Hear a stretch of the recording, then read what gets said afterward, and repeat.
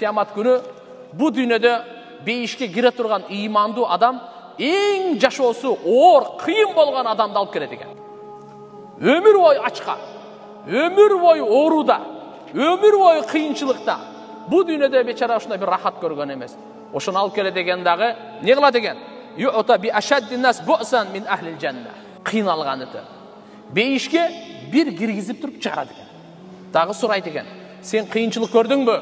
Ачарчылык көрдүңбү? Оору көрдүңбү десе, Аллага кыйынчылык көргөн эмесмин деп антышат экен. Кудум ошондой тозокко бара турган бу дүйнөдө эң Алла Таала неамат берген, өмүр берген ага, ден соолук берген, бала чака берген, ырыскы берген, жыргалчылык берген. Ошону алып кел деген. Алып келип туруп тозокко бир салып туруп чыгарат экен дагы. Сен бир жакшылык көрдүңбү десе, ант. Алла затыңа ант ичем, жакшылык көргөн жокмун дейт экен да мына.